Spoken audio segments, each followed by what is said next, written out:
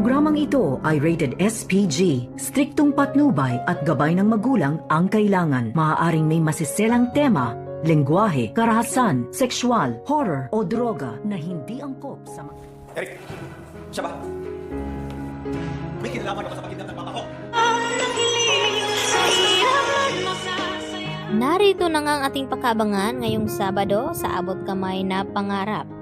Pagkatapos ngang tumawag itong si Eric dito kay RJ at ipinaalam na may tauhan daw ni Moira ang nasa presento ngayon at kasalukuyan nakasama nga ni Eric dahil sa di umano nabangga ito ang kanyang sasakyan.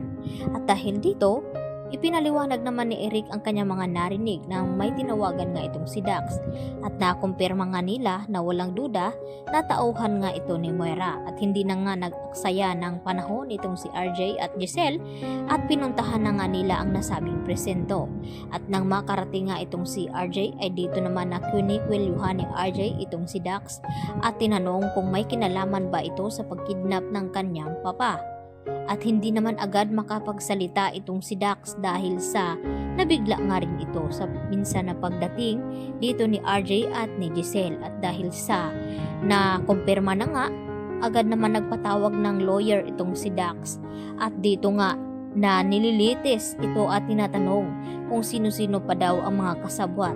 At maya-maya nga dito inamin ni Dax sa kanila na may kinalaman nga at isa siya sa mga kumidnap dito kay Don Pepe. At dito naman na nagtanong itong si Giselle kay Dax na kung sino pa ang kabilang sa kanila na kumidnap dito nga kay Don Pepe. At dahil dito, napilitan naman na isiwalat dito ni Dax na ang kasama nila sa kanilang mga plano ay itong si Zoe at itong si Moira. Sila nga ang mastermind at sila din ang dahilan na kung bakit nadisgrasya sa bangin itong si Don Pepe. Dahil nagtangka ngang itakas dito ni Zoe ang kanyang lolo Pepe.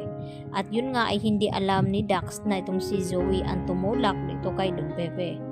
At dumating na nga ang ikinakatakot dito ni Nerissa dahil hindi daw sigurado itong si Moira na kung hindi ba talaga magsasalita itong si Dax dito sa mga pulis at aamin dito kina RJ at Giselle. Dahil sa kanya ay napawalang bisa naman itong kanyang binigay na salaysay na pakana daw ng lahat ay walang iba kundi itong si Moira. Nang dumating nga itong lawyer ni Nerissa ay agad naman na dumepensa na walang katotohanan ang binibitawan nitong mga statement dahil hindi daw nagawang pirmahan ito ni Nerissa. At kahit pilitin man dito ni RJ na magsabi ng totoo itong si Nerissa at huwag kumampi dito kay Moira dahil masama nga ito, ay tikom pa rin ang bibig ni Nerissa dahil pinoprotektahan niya ang pagiging magkaibigan nga nilang dalawa. At dahil dito, ito namang si Dax ngayon ang nadagit at dito naman naggagawa ng paraan siguro itong si Moira upang hindi tuluyan ngang magsalita itong si Dax. Subalit ay huli na rin ang lahat dahil sinabi na nga ni Dax na kabilang siya sa nangyaring kidnapping. At maya-maya naman ay napatingin itong si Dax dito kay Zoe. At dahil dito magkakaalaman na nga yan at hindi naman mapipigilan dito ni RJ ang kanyang galit dito kay Zoe sa akala na inosente ito at walang kinalaman sa nangyari dito sa kanyang lolo. At pilitin naman na itanong dito ni RJ kay Zoe na kung ano ang dahilan nila kung bakit nila pinakidnap ang papa. At dito naman aamin itong si Zoe kay RJ dahil sa sikretong nalaman ni Don Pepe na hindi nga siya ang tunay na ama dito ni Zoe. Kaya sa kagustuhan nilang hindi malaman ay nagawa nga nila itong ipadukot at hindi lang iyon dahil sinaktan pa rin nila itong si Don Pepe.